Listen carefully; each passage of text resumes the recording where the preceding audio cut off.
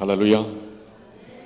하나님의 귀하신 은혜와 축복이 우리 온 성도들과 함께 하시길 간절히 축원합니다. 오늘 이 아침에 우리 찬양대원들이 들려주신 귀한 찬양을 인하여 여러분들 하나님께 영광과 찬양을 돌리십니까? 우리 주님은 사랑이십니다. 오늘 그 주님의 귀하신 사랑을 다시 한번 깊이 경험하시는 주님의 귀한 가족들이 되시길 바랍니다. 일전에 우리 고경덕 전도사님이 예배에 대한 아름다운 제안들을 하셨습니다. 예배가 바뀌어야 우리의 삶의 변화를 경험한다고 하였습니다. 무엇보다도 예배는 무엇이 이루어져야 된다고 여러분들 그때 혹시 기억나십니까? 하나님과의 무엇이 이루어져야 된다고요? 만남이 이루어져야 합니다.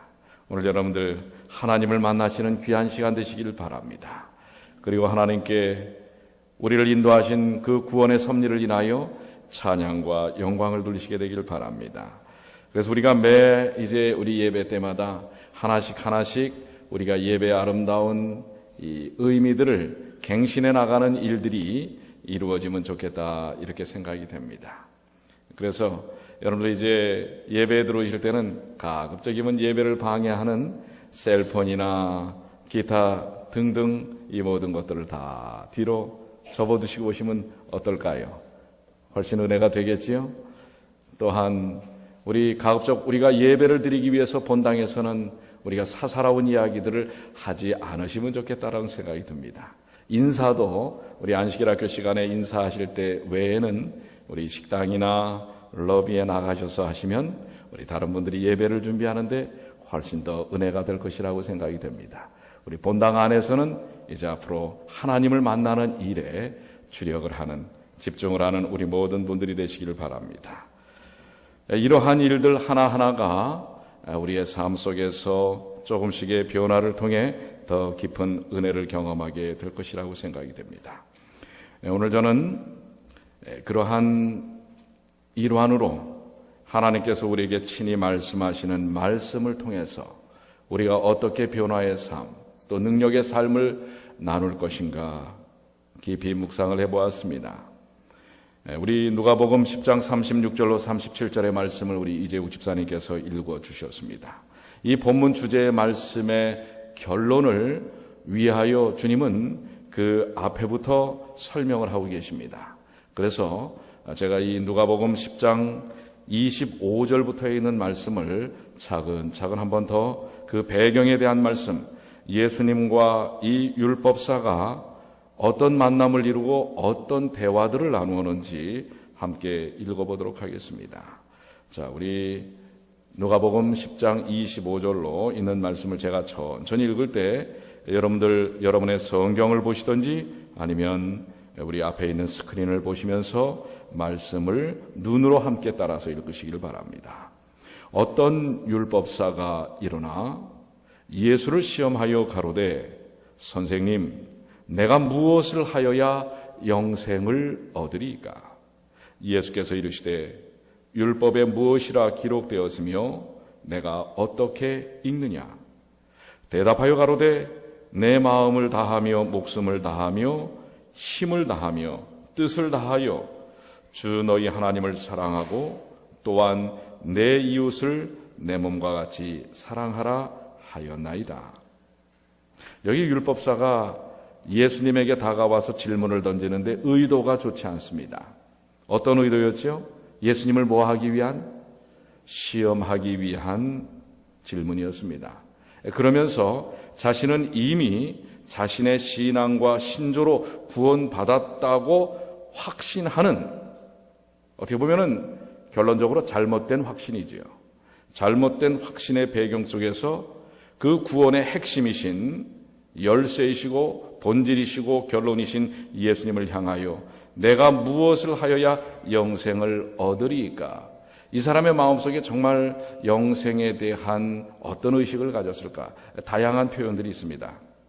어쨌든 그러한 질문을 던지면서 예수님을 시험합니다. 그럴 때 예수님께서 율법에 무엇이라 기록되었으며 내가 어떻게 읽느냐? 사실 성경을 여러분들 어떻게 읽는가 매우 중요합니다. 또 무엇이라 기록되어 있는가 상당히 중요합니다. 그리고 그 두 가지를 정말 하나님 중심적인 묵상의 정신으로 접근하는 것이 어떠한 것인지 어떤 의미인지를 우리는 깊이 생각해 봐야 합니다. 그때에 이 율법사는 마음을 다하고 목숨을 다하고 힘을 다하여 또 뜻을 다하여 누구를 사랑하라 대답합니까? 주 너희 하나님을 사랑하고 또 한 가지는요, 내 이웃을 내 몸과 같이 사랑하라 하였나이다. 자, 정확합니까? 대답은 정확합니다. 어떻게 보면 아주 정형화된 신앙입니다. 아주 원리적으로는 딱 맞아요. 이론적으로는 딱 맞아요. 그런데 그 다음에 예수님께서 대답을 하시죠. 28절입니다. 예수께서 이르시되 내 대답이 옳도다. 이를 행하라. 그러면 살리라. 이 사람이 자기를 옳게 보이려고 예수께 여짜오되 그러면 내 이웃이 누구오니까? 예수께서 대답하여 가라사대 때 어떤 사람이 예루살렘에서 여리고로 내려가다가 강도를 만나매 강도들이 그 옷을 벗기고 때려 거반 죽은 것을 버리고 갔더라. 자, 분명히 그의 대답은 틀렸어요? 옳았어요? 대답은 영생을 위하여 하나님을 사랑하고 누구를 사랑하라고요? 내 이웃을 사랑하라고 하는 대답은 분명했습니다. 예수님께서도 그것을 인정했습니다. 내 대답은 옳도다. 그리고 이를 행하라. 그러면 네가 어떡하리라? 바로 네가 원하는 질문의 이 핵심과 방향은 좀 다르지만 네가 어쨌든 질문하는 질문의 요지는 그렇게 하면 네가 영생을 얻을 것이다 라고 하는 것입니다. 그럴 때 이 사람이 자기를 어떻게 보이려고요? 한 걸음 더 나가죠. 자기 신앙의 범죄에서 한 걸음 더 나갑니다. 자기의 신앙의 의의를 더 드러내기 위함입니다. 왜요? 이 사람은 이미 나는 내 이웃을 다 책임졌습니다 라고 하는 의도입니다. 그러면서 내 이웃이 누구오니까 오히려 예수님께 질문을 합니다. 이 사람의 대답과 예수님의 생각은 상당한 차이가 있습니다.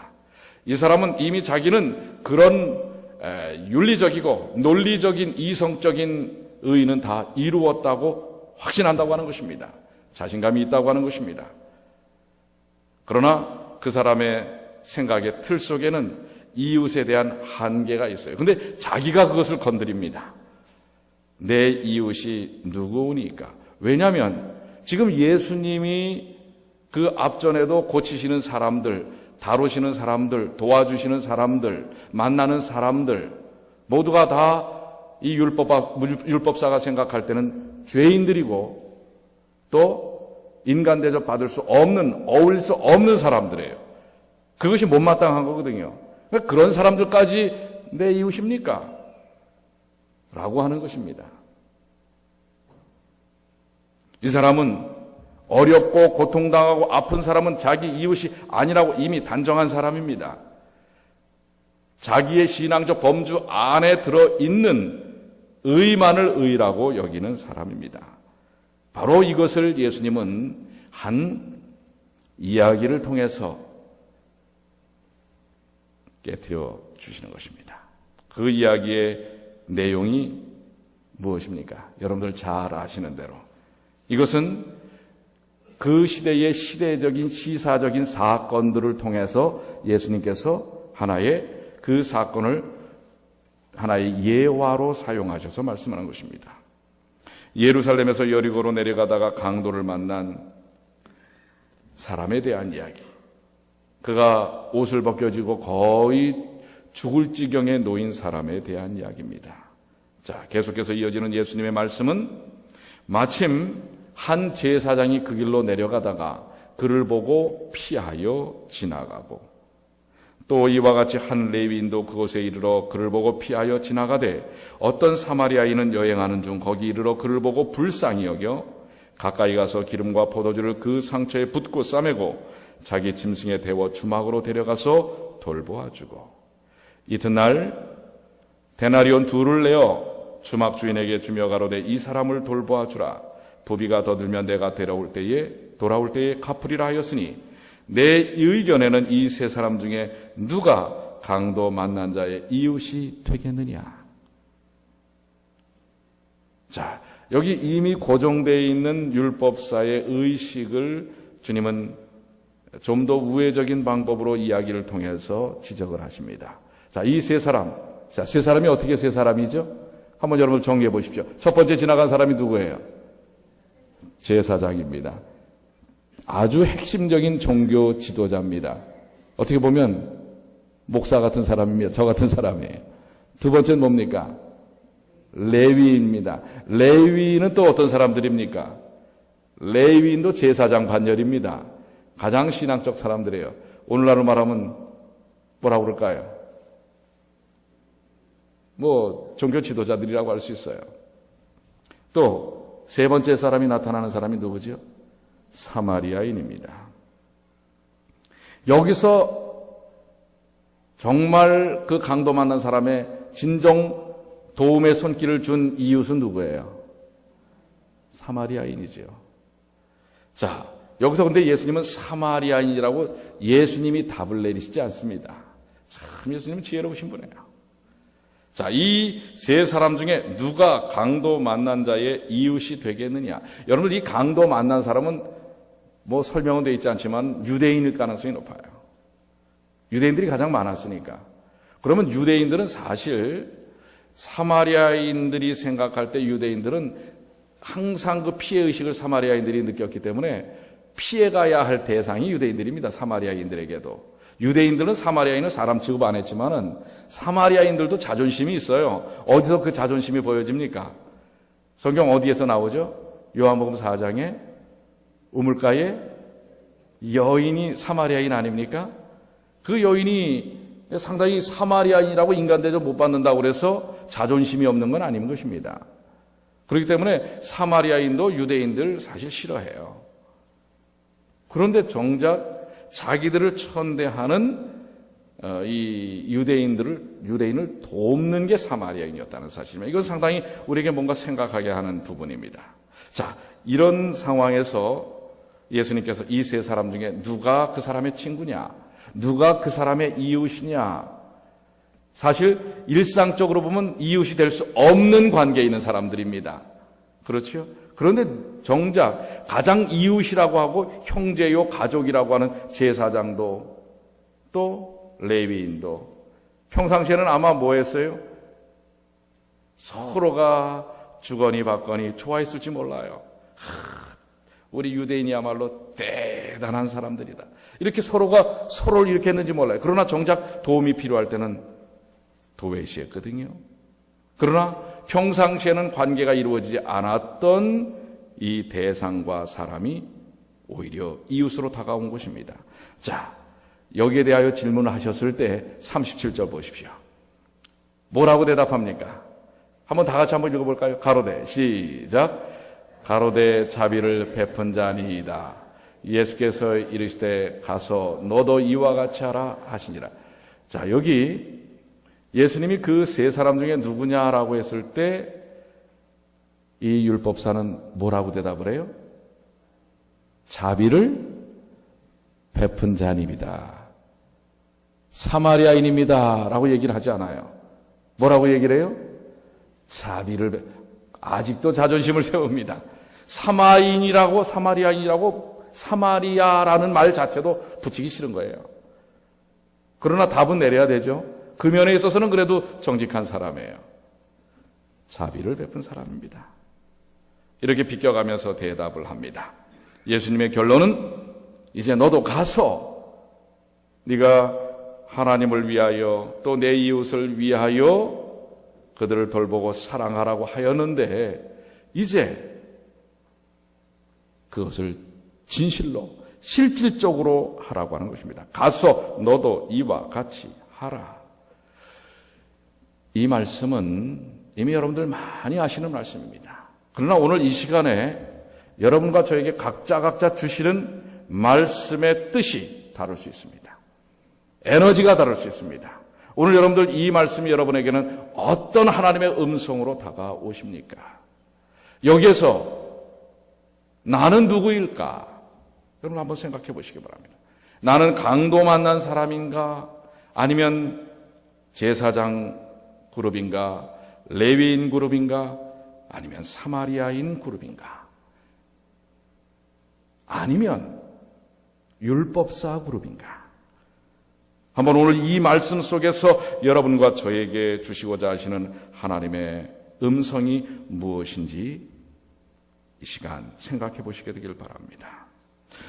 그 생각을 여러분에게 주시는 음성을 조금 도와드리기 위해서 좀 몇 가지 설명을 좀 드리도록 하겠습니다.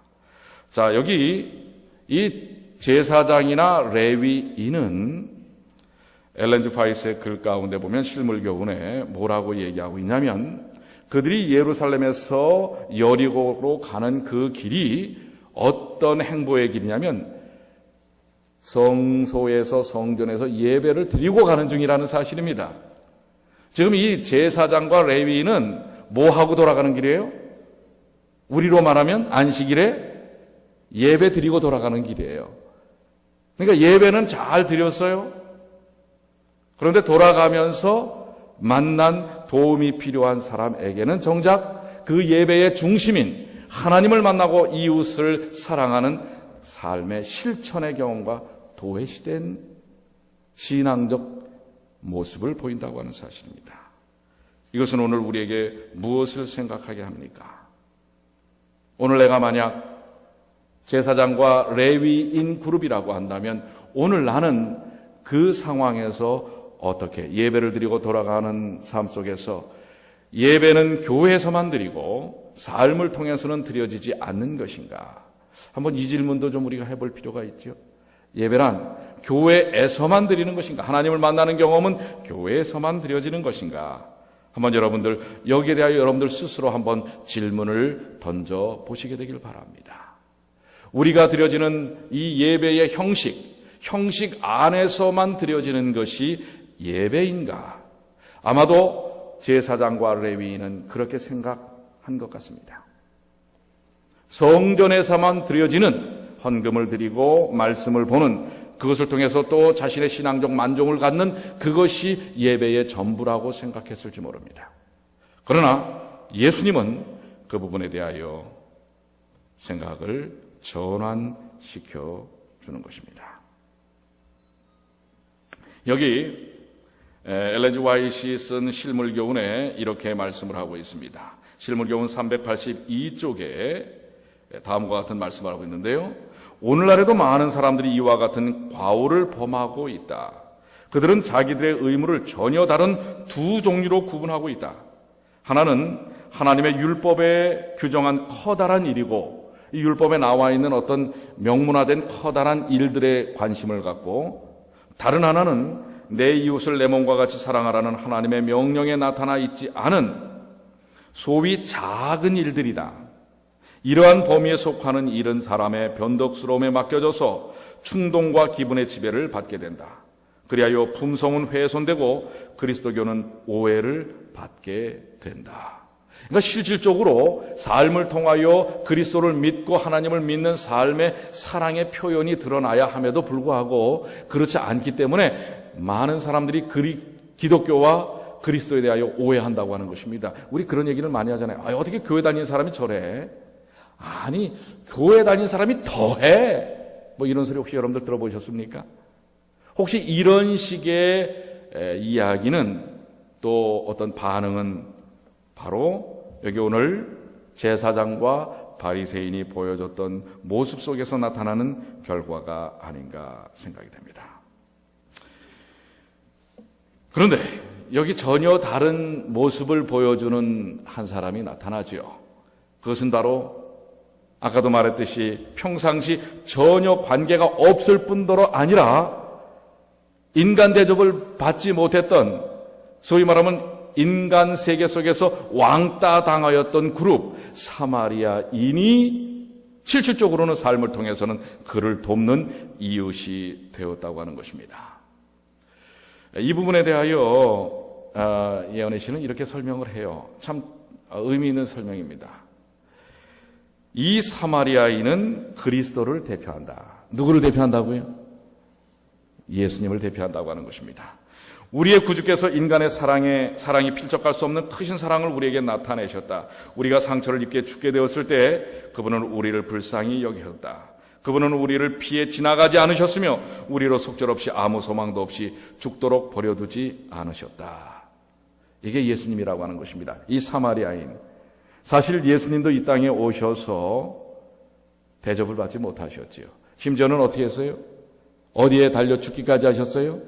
십자가에 달려 죽기까지 하고 침뱉음을 당하고 가시면류관을 쓰고 채찍질을 당하는 수모를 당하면서까지도 그분은 어떻게 하셨어요? 보고 지나치지 않으셨던 분입니다. 여기 제가 이 말씀을 묵상하면서 가슴속에 아주 강하게 다가오는 말씀은 보고 피하여 지나갔다고 하는 것입니다.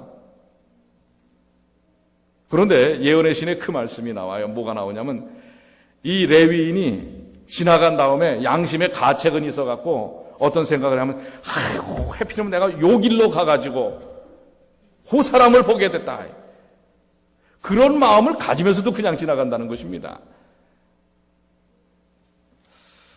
혹시 우리는 안 그런지 모르겠어요. 괜히 그냥 만나가지고 그냥 가슴만 그냥 죄의식만 느끼게 만들었네라고 생각하지 않은지 모르겠어요. 이런 일이 아예 없었으면 내가 이런 죄의식을 느끼지도 않을 텐데 아니 괜히 저 사람이 그냥 거기에 또 해필이면 거기에 넘어져 있고 말이에요. 그 시간에 넘어져 있고 말이에요. 하는 그런 생각을 우리가 때때로 할지 모르겠어요. 그러나 적어도 우리 주님은 어떻게 해요?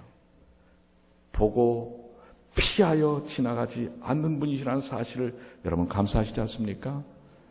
여러분이 우리 얼마나 삶을 통해서 뭐예요? 강도 만난 사람처럼 절망 가운데 우리가 쓰러져 있을 때가 많습니까? 그럴 때 우리를 보고 피하여 갔던 많은 사람들이 있지 않습니까? 여러분들 없으셨어요? 여러분들에게 없으셨죠? 여러분들이 그런 낙담 가운데 절망 가운데 놓여져 있을 때 보고 피하여 갔던 많은 사람들이 우리 주변에 있었을 것입니다. 그럴 때 여러분들 실망하고 낙담했었을지 몰라요. 그러나 여러분 사람에게는 그럴 수 있어요. 그렇다고 해서 그런 사람들도 정죄하거나 저가지 마십시오. 성경은 그것을 얘기하려고 하는 게 아니에요. 바로 그 순간 인생 누구도 나를 책임지지 못하지만은 누구는 나를 책임지셨다고요? 예수님은 나를 책임지셨다는 사실을 감사하시게 되길 바랍니다. 그래서 그 예수님의 정신, 그 예수님의 감정, 예수님의 사랑, 예수님의 그 의지를 아는 우리는 그 동기에 의해서 우리도 그렇게 될 수 있다는 사실을 얘기하는 것입니다. 다른 사람을 정죄하라는 얘기가 아니라 내가 이런 형편인데 왜 나 안 도와줘? 이런 얘기가 아니에요.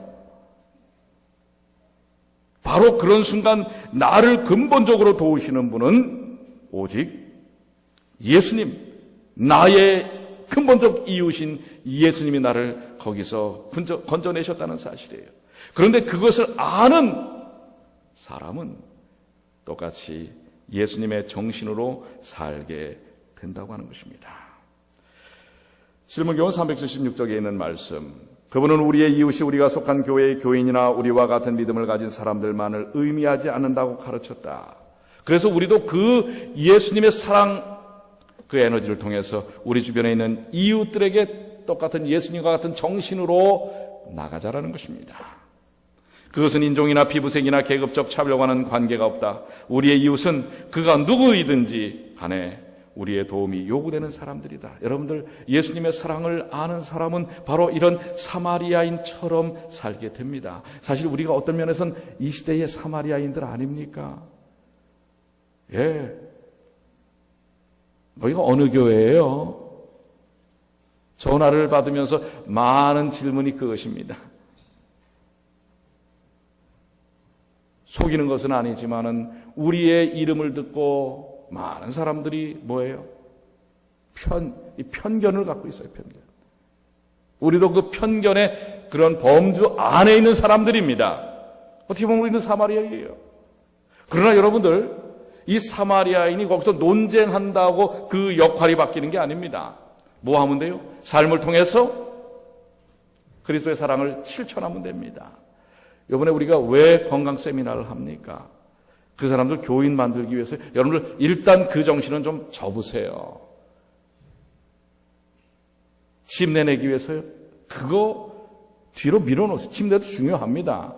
중요하지 않다는 게 아니에요. 그러나 그것이 첫 번째 우선순위가 되어서는 안 됩니다. 지금 이 사마리아인은 그를 도와주면서 나중에 이 사람이 내 편이 되겠지. 사마리아 사람들을 이제 옹호하고 사마리아 인권을 위해서 도움을 주겠지. 이런 거 계산했나요? 전혀 계산하지 않았어요. 뭐 한다고 그랬어요? 어떻게 여겨? 그겁니다. 그게 사랑입니다. 이 불쌍하다는 것은 동정적인 불쌍이 아니라 그 그리스도께서 주시는 순결한 애정과 사랑, 인간애를 불쌍히 여긴다고 하시는 것입니다.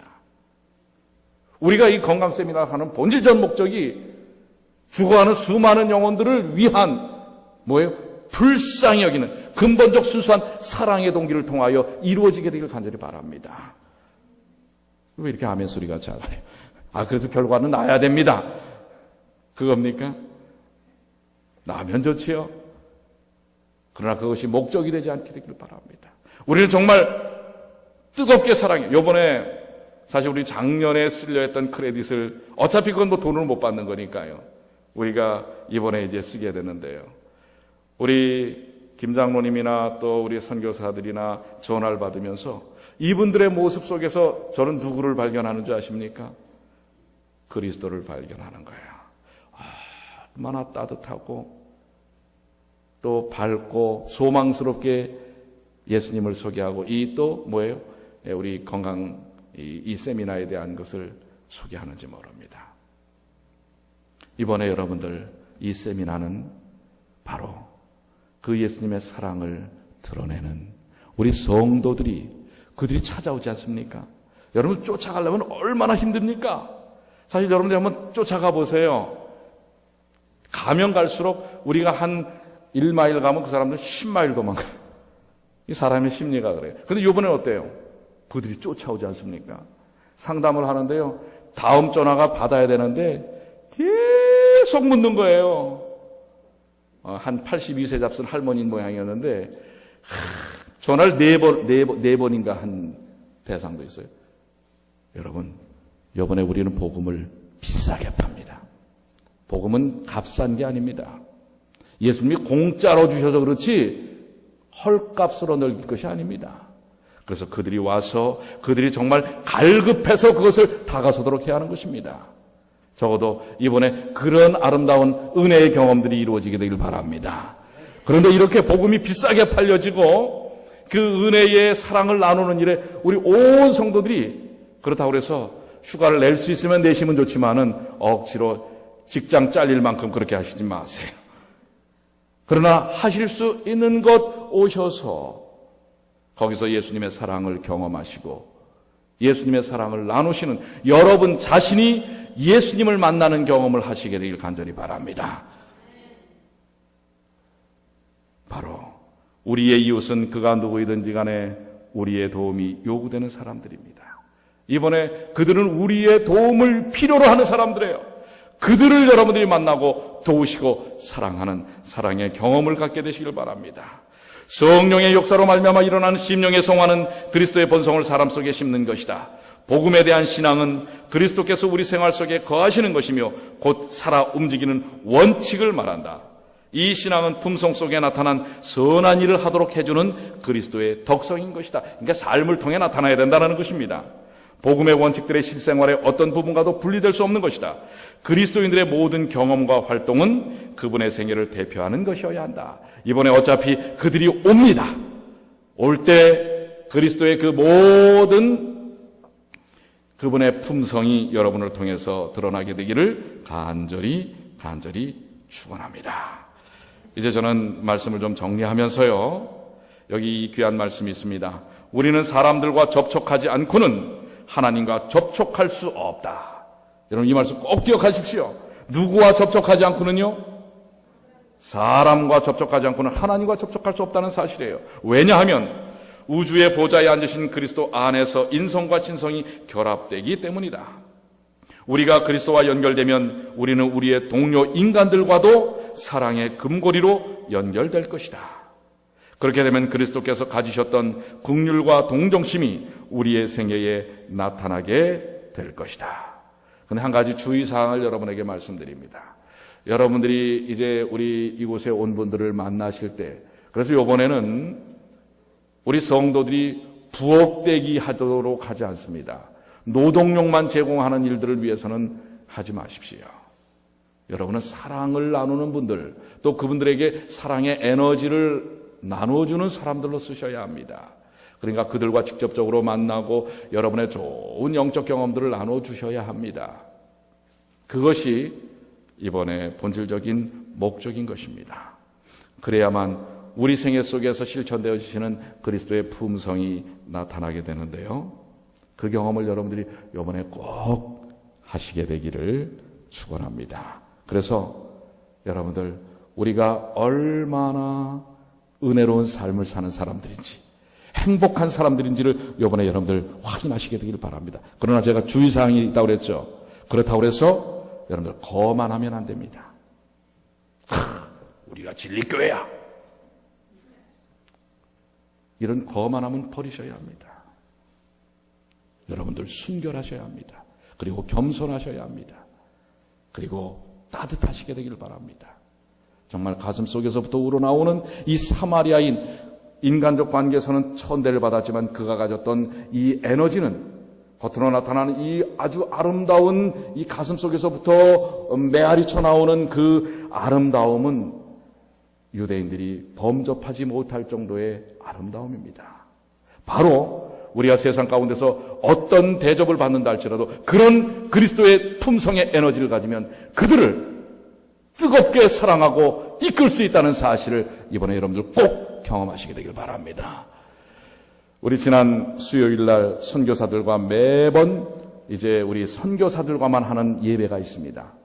그때 이제 저하고 우리 선교회장이신 김윤정 장로님이 참석하셨는데 너무 가슴에 큰 감동을 받았어요. 우리 정말 나이로 보면은 아직 10대, 20대 아닙니까? 미국 나이로. 자기들끼리는 한국 나이로 30대도 있다고 그래요. 그러나 굳이 나이를 자꾸 불려서 뭐 하려는지 모르겠어. 이 10대, 20대의 이 젊은 우리 청년들이 정말 이 가슴 속에 어떻게 보면 신앙의 경륜이나 삶의 경륜이 우리 어르신들보다 짧지 않습니까? 그럼에도 불구하고 그들이 갖고 있는 영적 에너지는 하나님을 향한 그 사랑의 경험이 너무 뜨거웠어요. 그래서 우리 김용 장로님 그날 많이 우셨어요. 그래서 그 사랑을 좀 함께 나누면 좋겠다. 그래서 우리 이제 어제 금요일 예배부터 우리가 열린 예배를 합니다. 이 열린 예배가 도대체 뭔가 궁금하신 분은 오셔서 참여하시길 바랍니다. 그리고 사실 아직 우리가 금요 예배에 많은 분들이 참여를 못 하시기 때문에 그 에너지와 사랑을 함께 나누는 일이 너무 제한되어 있어서 또 오후에는 또 여러 가지 계획들이 있는 분들이 있고 해서 오늘 이 설교 예배 시간에 잠깐 여러분들 그 은혜를 나누는 시간을 좀 갖고자 합니다. 그래서 우리 선교사 중에 한 분인 우리 성한나 선교사가 이 시간 나와서 주님과 함께한 시간들에 대한 그 깊은 간증을 짧게 이 시간에 좀 하겠습니다.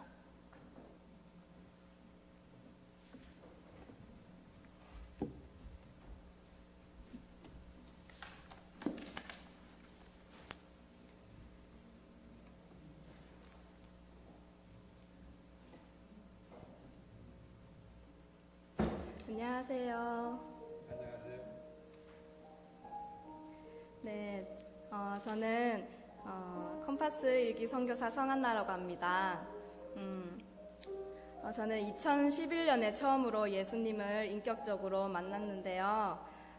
한국 나이로 26살 만에 예수님을 만났습니다. 그때 이후, 그리고 예수님을 만났을 때 제가 어땠는지, 그리고 그 이후에 제 모습이 어땠는지 떠올려 보면서 하나님한테 편지를 써 보았어요. 그래서 이 시간 제가 편지를 읽을 때 여러분들은 한번 눈을 감으시고 예수님의 음성을 다 같이 한번 느끼셨으면 좋겠습니다. 그런데 조금 분량이 좀 되는 것 같은데 눈 감으셔서 주무시면 안 됩니다. 눈을 다 감아주세요. 네. 안녕하세요, 하나님. 하나님을 안 지는 벌써 27년이 되었어요. 하지만 이제 조금 알 것 같아요. 하나님께서 저를 얼마나 사랑하시는지. 처음 말씀 묵상을 하게 된 것은 26살이었죠. 삼육대에 다니는 제 동생을 통해서 하나님께서는 하나님께 갈망하고 있는 저를 살리시려고 생명수를 건네주셨어요. 그리고 저는 비로소 살 수 있었고 26살, 26년 만에 처음으로 예수님을 만났어요. 말씀을 통해서요. 삭개오 아저씨 이야기요. 삭개오 아저씨가 그렇게 힘든 삶을 살 줄 몰랐어요.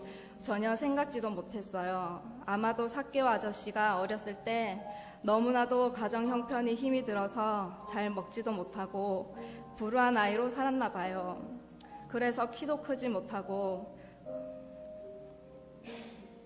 열등감 때문에 성공에만 집착을 하다 보니 주변 인간관계가 자연히 엉망이 되고 그 후에 돈은 벌었지만 마음속에 남는 것은 공허함뿐이었던 것 같네요. 돈만 벌면 모든 것이 해결될 줄 알았는데 막상 손에 돈이 쥐어지니까 마음에는 허전함만 남고 결국 불행만 남았나 봐요. 결혼은 했는데 어렸을 때 그렇게도 피하고 싶었던 불행이란 친구가 여전히 자신의 삶에 큰 비중을 차지하고 있는 것을 보고 얼마나 절망했을까요? 삭개오의 아이들은 학교를 가도 행복하지가 않았을 것 같아요. 사기꾼의 딸이다, 아들이다 하며 속닥속닥 수군거리고 소위 말하는 왕따가 그 당시에도 성행되었지 않았을까요? 삭개오는 불행했네요. 그의 가정도 불행했네요. 저는 그 전에는 삭개오 아저씨를 그저 키가 작고 세리장이고 사람들한테 미움을 받는 한 사람의 이야기인데 왜 예수님은 이런 사람을 찾아갔을까? 구원과 상관없는 사람으로 보았는데 삭개오는 마음속에 이런 치유되지 않은 상처를 가진 채 꾸역꾸역 삶을 살아가고 있었던 거예요. 이런 삭개오의 마음을 누가 알았겠어요? 세상 사람들, 친구들 다 떨어져 나가고 도대체 누가 알았을까요? 그 공허한 마음을 누가 채울 수 있었을까요? 하나님, 저는 몰랐습니다. 왜 삭개오 이야기를 성경책에 적어 두셨는지요. 2000년 전에 옛날 이야기는 이 시대와는 상관없고 저와는 별개의 이야기로만 알고 있었거든요. 그런데 그날 전 알게 되었습니다. 이것은 바로 저에게 말씀하시고 계시는 메시지라는 것을요. 삭개오의 이름을 아신다는 것, 그것처럼 나 성한나라는 이름을 아시고 삭개오의 메마르고 공허한 마음을 넘어서 그의 해결되지 않은 가정 문제까지 바라본 예수님. 예수님께서 삭개오의 집에 가신다고 한 것은 그냥 삭개오만 보고 지나쳐 버리시는 것이 아니라 삭개오를 넘어 힘들어하는 부인과 아이들을 위한 가정까지 바라보시고 가만히 계실 수 없어서 많은 사람들의 비난에도 불구하고 너의 집에 거하겠다고 하신 예수님. 나 성한나를 넘어 나의 깊은 문제를 아시고 해결해 주시고 싶으셔서 나의 마음 문까지 오셔서 두드리고 계시는 예수님을 그제서야 만났을 때의 저의 기쁨. 하나님 알고 계시죠? 항상 뜬 구름만 같고 나와는 멀게만 느껴졌던 예수님인데 그때 바로 나의 예수님이란 것을 알았고 예수님은 나를 만나고 싶으시다는 것을 알았어요. 하나님, 그때부터 말씀의 능력을 느끼고 예수님을 더욱 알고 싶어서 말씀을 묵상할 수 있었어요. 하나님, 작년에 선교사 훈련 중 설교 준비를 위해 말씀 묵상을 한 혈루병 여인에 대해서 다시 한번 보다가 크게 울었던 적을 기억하시죠? 12년간 혈루증을 앓은 여인. 참된 의사를 만나지 못하고 세상의 의원에게서 치료를 받으려 하다가 결국엔 실패하려던 찰나에 예수님을 만나 회복된 그 여인. 그 여인의 삶은 정말 참혹했을 것입니다. 교회 회당에 가서 예배를 드리려 해도 불규칙적으로 하혈이 되어서 어찌할 바를 몰랐던 적이 한두 번이 아니었을 거예요. 이 병은 지금과도 같이 그 당시에도 난치병이었는데 그녀는 의사에게 매번 거절을 받았는데도 세상 의사들에게 고침을 받으려 했어요. 이와 같이 저도 영적인 혈루병이 발병되어서 하나님을 믿는다고 하면서도 힘이 들 때에, 일이 잘 풀리지 않을 때에 예수님을 찾기보다는 사람에게 의지하고 하나님께 기도하기보다는 친구에게 마음을 털어놓을 때가 얼마나 많았나요? 그러면서 세상이 줄 수 있는 사랑의 한계점에 부딪히며 혈루병의 여인처럼 창백하여지고 공허하여지고 점점 시들어져만 갔지요. 하지만 고침을 갈망하고 있었던 여인은 결국 예수님을 만났어요. 예수님은 그 여자를 결코 지나치지 않으셨죠. 그 여인의 일생을 담은 믿음의 터치가 예수님을 멈춰서게 했고, 예수님은 그녀를 사랑의 눈빛과 부드러운 음성으로 부르며 바라보았다고 해요. 그러면서 하시는 말씀이, 딸아, 내 믿음이 너를 구원하였으니 평안히 가라. 내 병에서 놓여 건강할지어다. 딸아라고 하는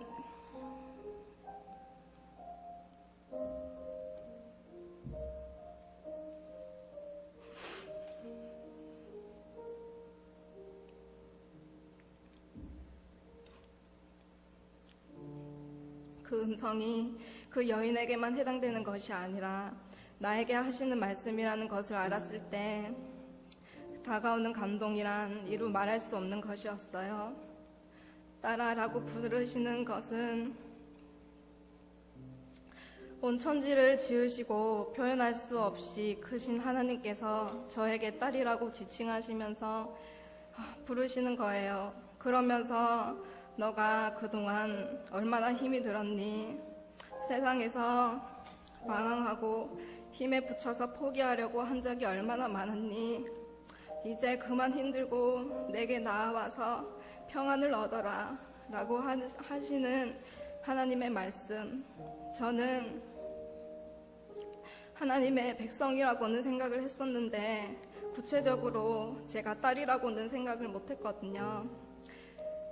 이 메시지를 그제서야 알았으니 그제껏 깨닫지 못한 저를 향해 하나님은 얼마나 애가 타셨을까요? 그래도 그제서라도 알게 되었으니 얼마나 다행인지, 이 사실 중에 사실인 말씀을 알지 못하고 평생 살아간다면 하나님의 마음은 얼마나 속이 상하실까요? 감사합니다, 하나님. 이제라도 만나게 해주셔서 너무 감사드립니다. 하나님, 제가 하나님께서 저에게 천년계를 사랑하시는 마음을 주셔서 제가 광활한 우주와 맑은 하늘과 눈부신 햇살, 새소리, 귀여운 고양이와 강아지 등 너무 좋아하는 것 아시죠? 하나님께서는 어느 날 저에게 이런 메시지를 읽게 하셨어요.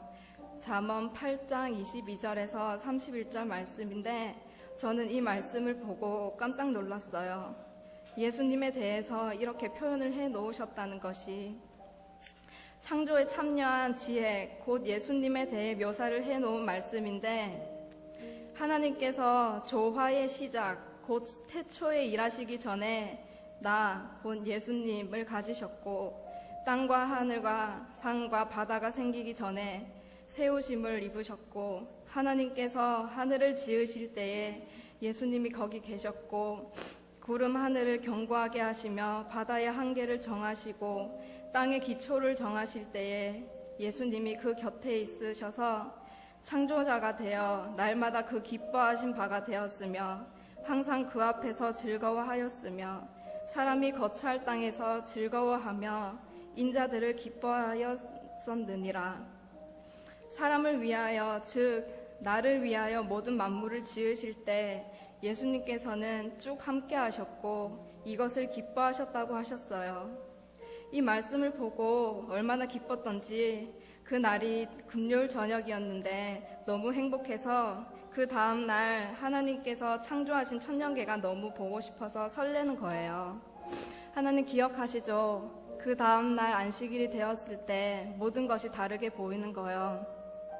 햇살도 나를 위한 것, 푸른 잔디도 나를 위한 것, 안식일도 나를 위한 것, 내가 태어남을 예수님께서 기뻐하셨다는 것, 아, 내가 이렇게나 무척이나 많이 사랑을 받고 있는 존재이구나 라는 것을 몸소 체험할 수 있었어요. 지금도 열심히 공전하면서 햇살을 주는 하나님께서 만드신 눈부신 태양을 보며 아, 하나님 감사합니다. 숨 쉬는 공기도 감사합니다. 나는 너무나 행복한 사람이구나. 그동안 끊임없이 천년계를 통해 새소리를 통해 귀여운 사랑스러운 동물들과 아이들을 통해 하나님의 마음처럼 사랑표를 닮은 식물들을 통해 사랑한다, 사랑한다, 사랑한다 라고 수없이 많은 메시지를 보내셨는데 저는 왜 하나님 전 아니에요. 다른 사람에게는 해당될지 모르지만 저는 아니에요 라고 수없이 문을 닫았었나. 왜 혼자 나락으로 빠지려고 했는지.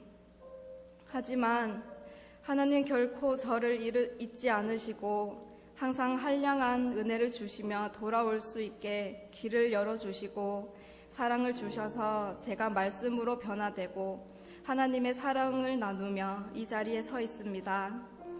하나님, 우리 뉴욕중앙교회 성도님들께 저희 컴파스와 저를 보내신 것은 하나님의 말씀을 누구보다도 갈망하고 원하는 분들이 많으셔서인 것을 압니다.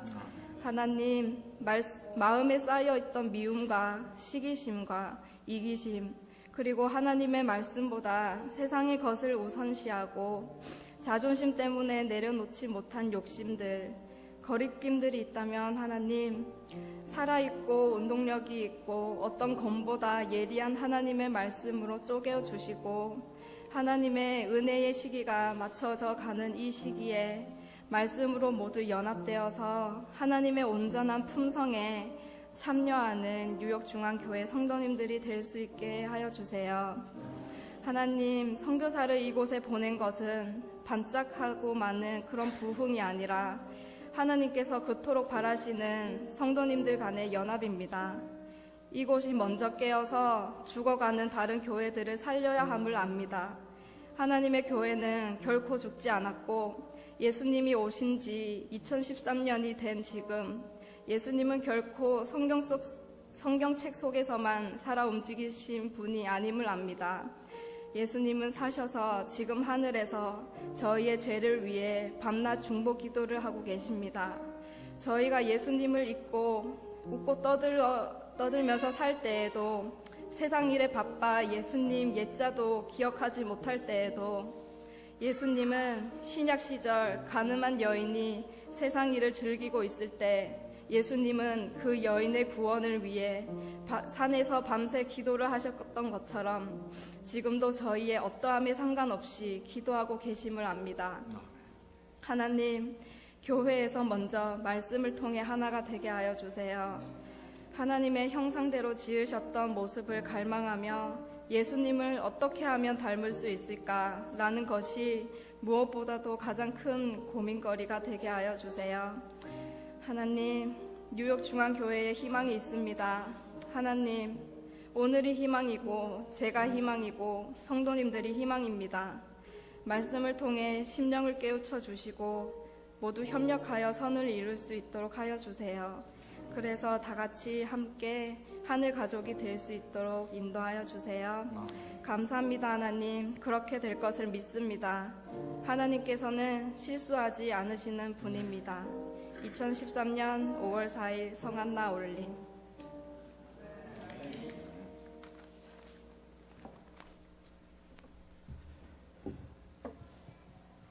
우리 주님은 분명히 다시 오십니다. 우리의 모든 삶, 이 땅에서의 수고롭고 곰핍했던 모든 삶을 다 해결하시기 위하여 오실 것입니다. 오늘 이 아침에 그 귀하신 은혜들을 생각하시면서 우리 주님께서 가르쳐 주신 우리 기도문으로 오늘 시간을 마치도록 하겠습니다. 우리 다 같이 일어나셔서 하늘에 계신 아버지, 이름 거룩하사 주님 나라 임하시고 뜻이 이루어지이다.